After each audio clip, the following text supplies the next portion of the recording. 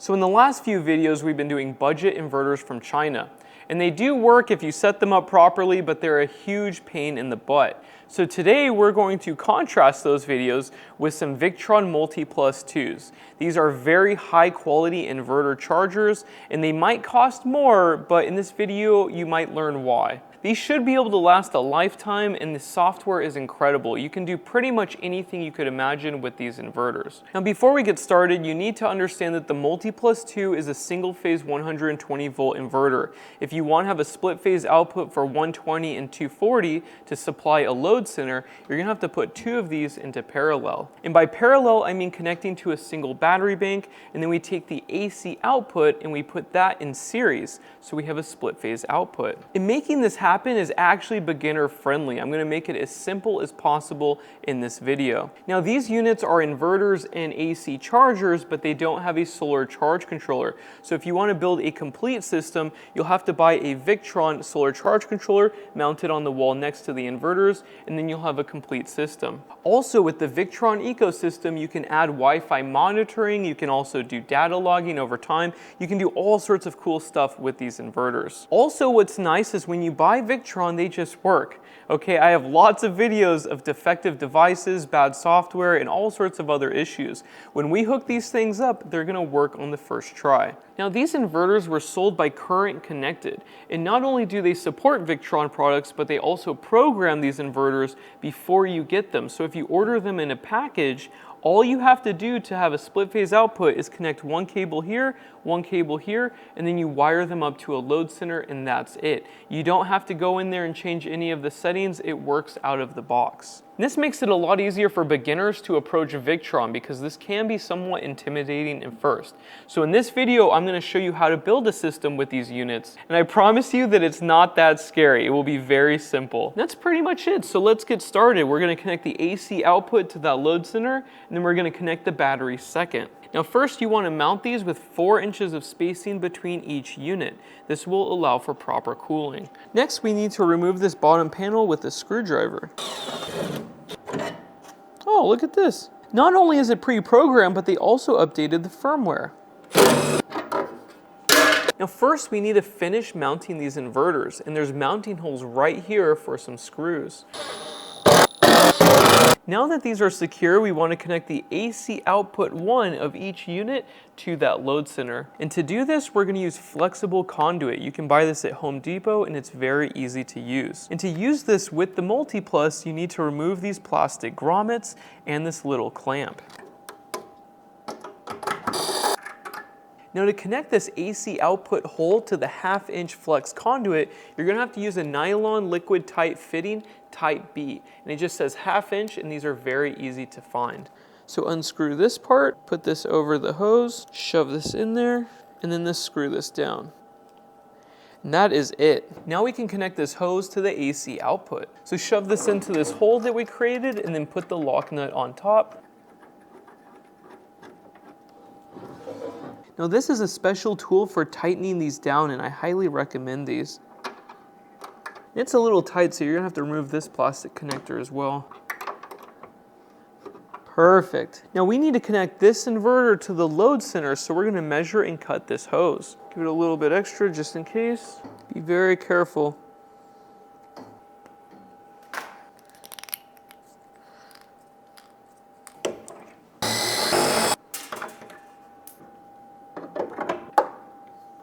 Now we need to connect these pieces of conduit to that load center, and we need to understand that each one will have 3 conductors. We're going to have a ground, a neutral, and a hot 1, a ground, a neutral, and a hot 2. Now each of those 2 inverters will connect to this load center through a circuit breaker.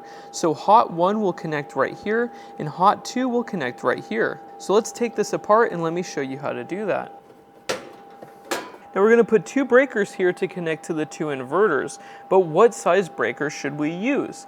Because this can output 25 amps, we should be good with a 30 amp breaker. But we can only use a 30 amp breaker if we're using 10 gauge wire, so keep that in mind. Now this is a 30 amp breaker that we're going to use for this demonstration, but you can use larger breakers in larger conductor sizes if you're using the grid assist functions, or if you're using the assist with the generator that's special with the Victron software. So check out the diagrams in the manual if you need to use those options. For us, we're going to use it only off-grid, so a 30 amp breaker with 10 gauge wire works perfectly.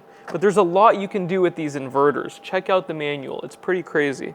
Now we need to punch out some holes and run that conduit into the side of this load center. Now in all off-grid load centers, I recommend people have the inverters on one side and the loads on the opposite side.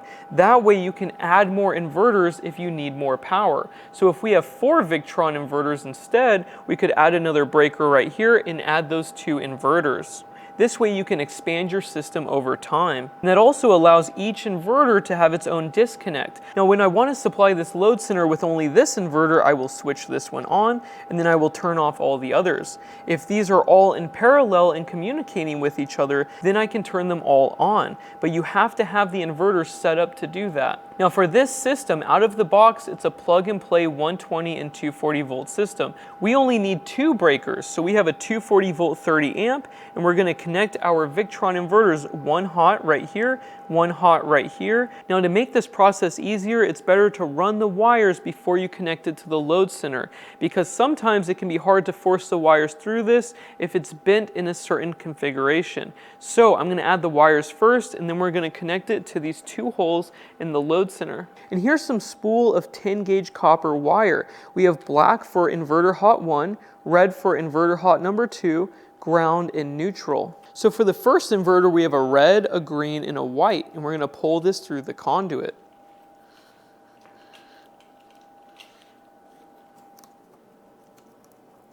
Now on the left it says AC out 1, and it's this terminal block right here. We have a neutral, a ground, and a line. So white is neutral, ground is green, and line 1 is red.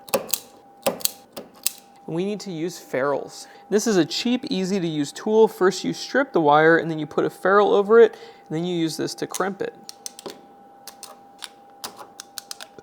Now first let's put the neutral conductor. You just have to push it in hard. Now the ground, and now the hot. And wiggle each one to ensure it is in there tight. Now that this inverter's done, we're going to do the same thing on the second inverter, but instead of a red hot, we're going to have a black hot conductor. This one's stuck at the very end, so I took it off and I'm going to push the wires through for that last inch.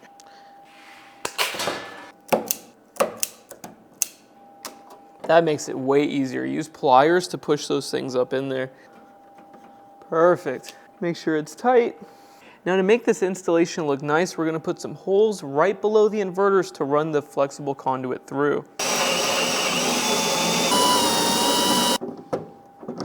Now before we connect these conductors to the load center, we need to talk about ground neutral bonding. In any system, you want to have a single point where there's a ground neutral bond. With most all-in-ones, when they're in parallel, you want that bond to be in the load center. But for this system, we're not going to do that. We're going to keep the grounds and the neutral separate, because Current Connected actually programs one of the inverters in the package to create a ground neutral bond with a relay internally. This allows you to use the AC input and grid assist functions properly, and it allows you to use the AC bypass if you have an AC input connected to a supply. So unlike other inverter charger systems, we're going to have to keep the grounds and neutrals separate. That means that the neutrals are going to go on the neutral bar, and then you're going to have to add your own ground bar on the side. And that's what these holes are for on the load center. So let's hook it up and see what it looks like.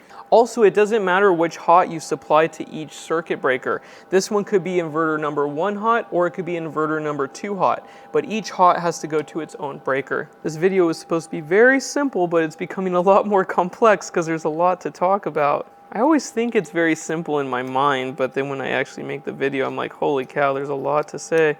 But this will be good. We need a Victron split phase system. We've never done it on the channel before. I love this stuff, so easy to use. These can't fit side by side. I need a different hole.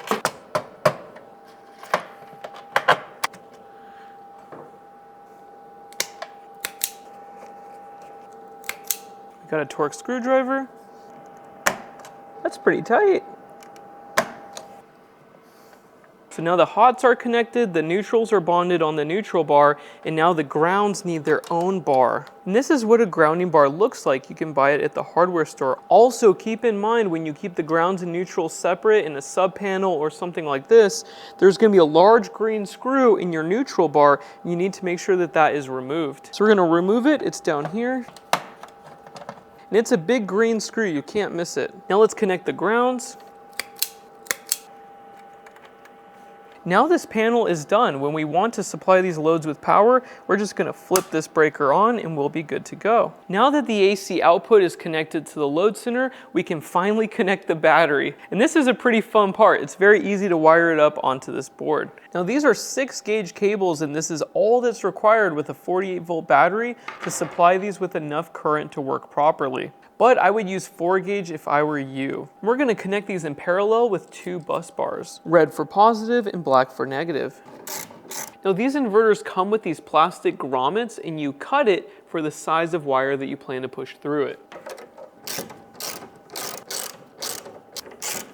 Now when you have Victron inverters in parallel, they recommend equal length conductors. So negative bus bar will go right here.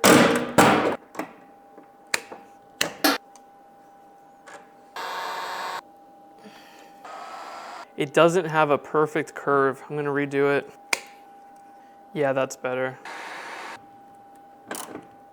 Now we're going to use this cable to connect the bus bar to the server rack battery behind me.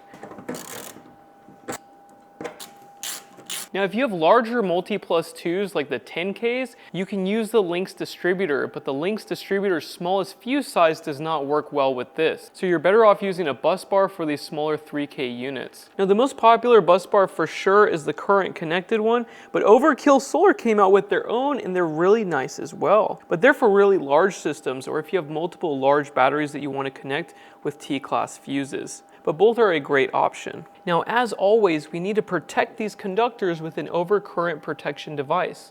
So we have some DC rated circuit breakers, and we're going to connect them down here. But keep in mind, these conductors have to be equal length. So we're going to have to get a little tricky here. Make this one a little longer because it's on this side. And then we can mount them down here and then put a bus bar down here as well.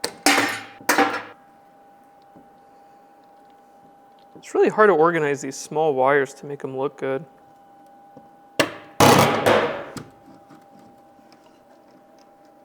Oh, I hate how that looks, but they're equal length, so that's good. And Victron is very strict about this, so yeah, make sure that it's perfect.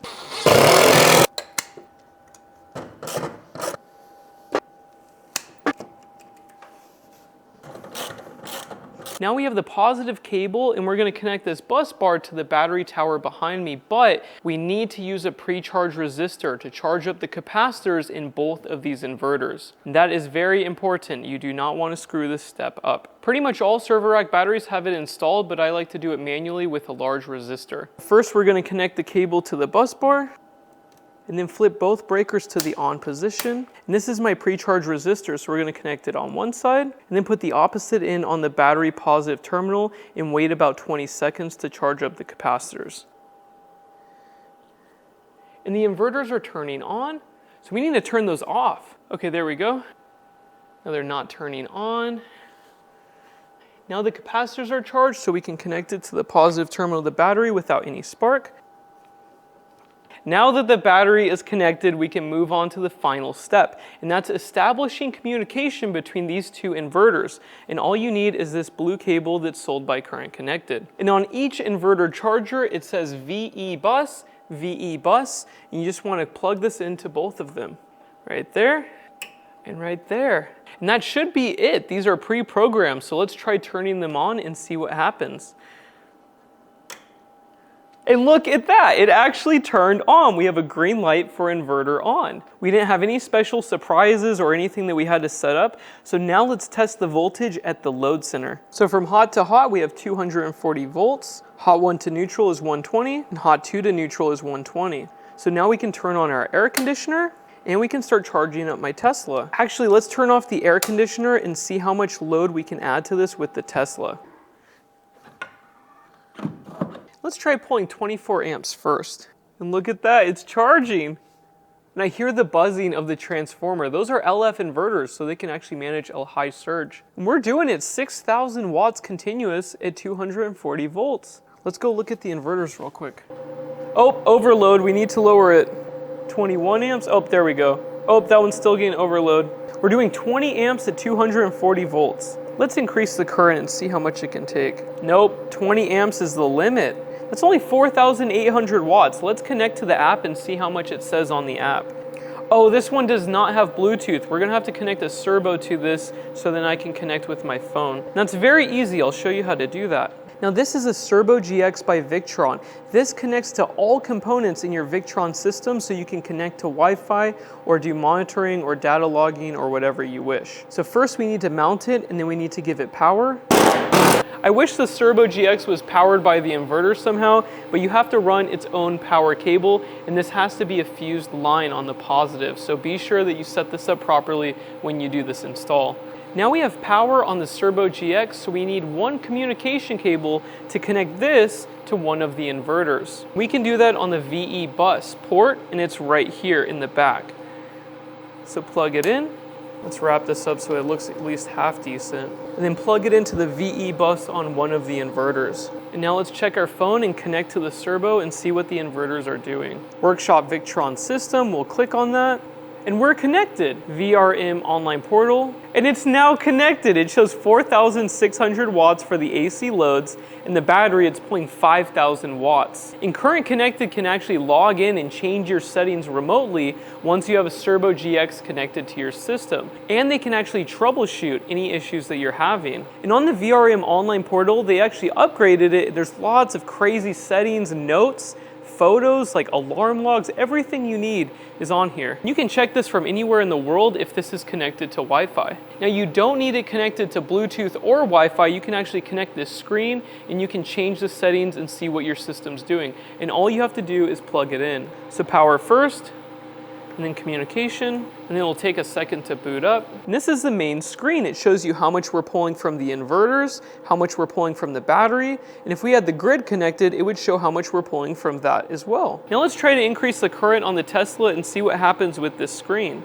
Oh, look at that, overload with 21 amps. That's not that, oh, it just turned off. And it turned back on again, so yeah, that's too much. What a bummer. That's only 2,427 watts. I would think that a 3,000 VA inverter could handle more. So let's lower it down to 20 amps.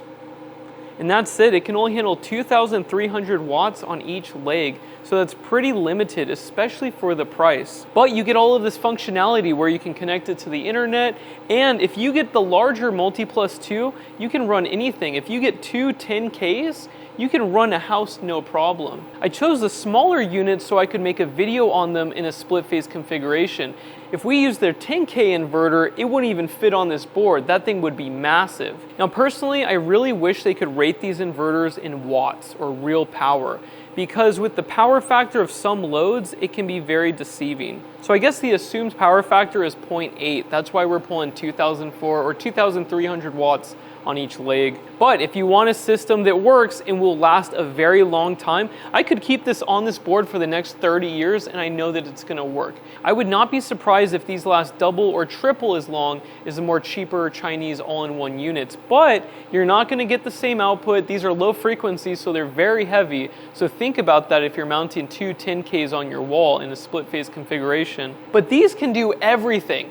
Grid assist, if you have a generator, anything you could ever think of, these can make it happen. And you won't have any ground neutral bond issues, especially if you have lots of inverters on your wall. You could actually build pretty much any size system with these things. And the VE bus is the best communication protocol that Victron has made, in my opinion. You can connect them anywhere, you can daisy chain them, and you don't have to terminate at the end like you have to with the VE CAN bus communication. You just plug it in and it works. It comes pre-programmed, so this is the easiest option to build a nice system or a more advanced user system, especially if you want grid interactive features. As you guys have noticed in the last videos, like the 8K, it's very hard to use that and very hard to set up. You could actually have Current Connected go in here and change the settings for you, and you could do all sorts of grid assist functions with CTs. These are actually not UL listed, so you can't backfeed the grid legally with these units. I really wish they had a Multi+2 that was UL listed with a 120 240 volt split phase output, so you don't have to put multiple inverters into parallel. That would fix all the problems. You would have one unit on your wall, and guess what? If they could throw in an MPPT and call it an all-in-one, everybody would buy it. I would buy it because it'd be so nice and easy. And heck, throw in the Turbo GX into that box. Like, why do we have to have all of these pieces? I know some people like modular systems, but if you have it in a single box, you can still repair it. Because everything's in a single box doesn't make it not serviceable. Or you could open up the box and disconnect certain boards if those ones are broken. But obviously there are benefits to a modular system, and I could talk all day about that, and I've already done that multiple times. So if you want a system that works and you have a ton of money, Victron is for you. You give it power, you give it a load, and it's gonna run. Pretty limited on the output, but it can do this for the next 20 years. So thank you so much for watching, and I will see you in the next video. Bye.